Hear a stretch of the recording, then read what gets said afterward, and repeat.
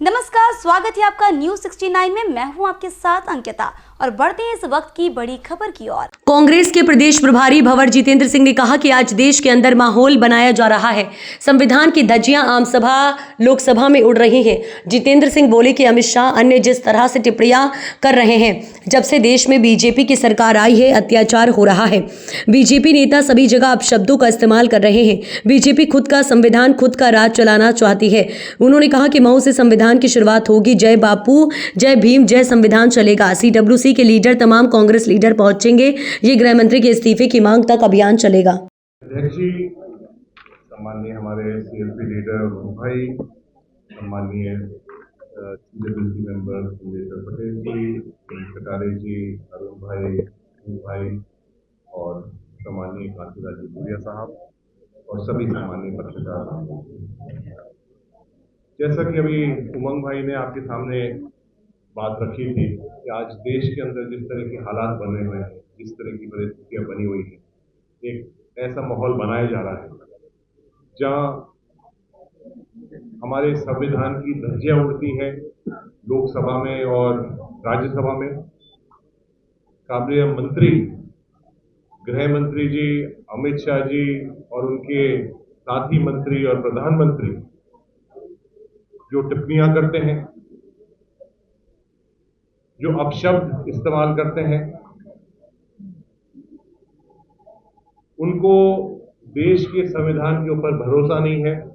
वो इस देश का संविधान को मानते नहीं है।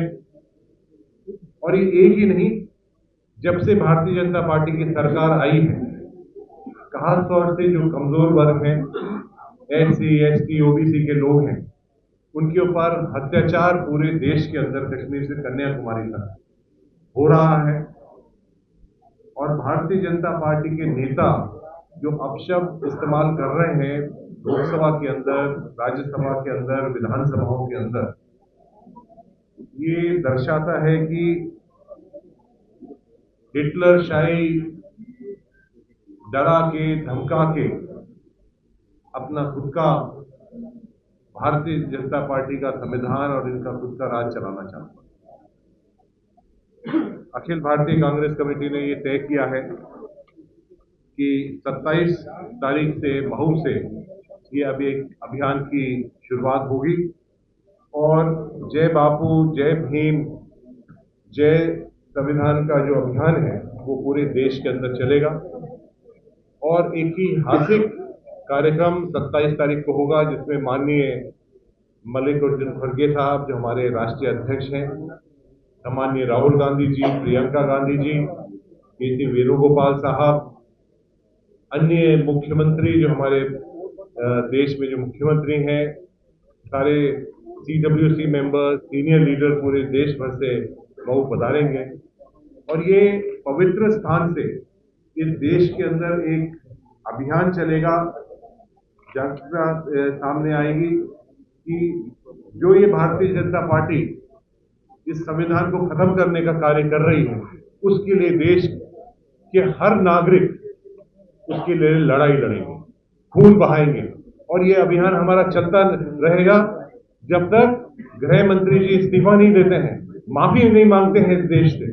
ये हमारा अभियान चलता है। कांग्रेस के अध्यक्ष जीतू पटवारी ने कहा कि मोदी जी ने नैरेटिव सेट किया कि अब की बार 400 पार गए इसलिए क्योंकि संविधान में बदलाव करना है। राहुल गांधी ने संविधान की पुस्तक हाथ में ली जिसकी वजह से 240 सीट पर बीजेपी सिमट गई। बीजेपी बापू के खिलाफ नेहरू के व्यक्तिगत पर सवाल खड़े करती है। चुनाव आयोग को तोते का नाम मिला, खरीद फरोख्त की गई।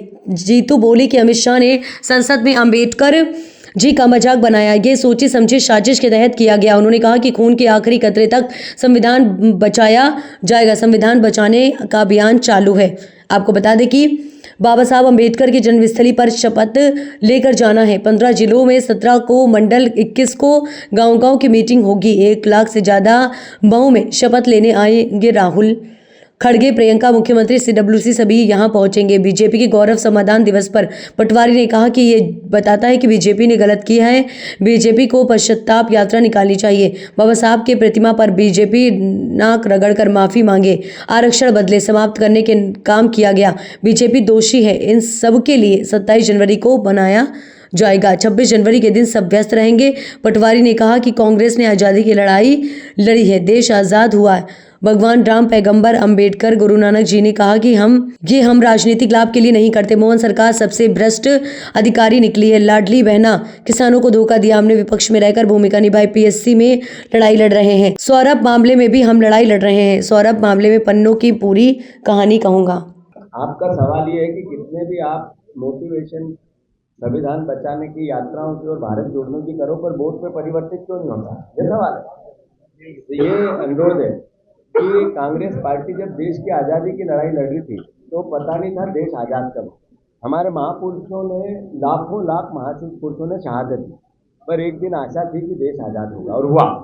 जब संविधान बचाने की बात हो या लोकतंत्र की रक्षा की बात हो या देश में भाईचारा बनाने की बात हो, जो प्राचीन हमारी सभ्यता है, परंपरा है, जिसमें भगवान राम, कृष्ण, पैगंबर, भगवान महावीर, गौतम बुद्ध, अंबेडकर जी, सब ने एक ही बात कही, गुरु नानक देव जी, कि ये देश प्रेम का है, प्यार का है, मोहब्बत का है, इंसानियत का है, सबको मिलजुल कर भारत की संस्कृति को विश्व में फैलाने का है। तो वो प्रयास कांग्रेस पार्टी करती है। इसमें हमें राजनीतिक लाभ कितना मिलेगा, आवश्यक है, हम राजनीतिक दल है, पर इसका मतलब चुनाव जीते तो ही काम करें। हमारा विपक्ष का भी दायित्व है, जनता जो आदेश देती है स्वीकार करते हैं, हम सड़क पे हैं। एक साल में चुनाव हारने के बाद हमने इस सरकार का चेहरा बेनकाब किया। आप देखो कि मोहन यादव से करप्ट मुख्यमंत्री दूसरा है।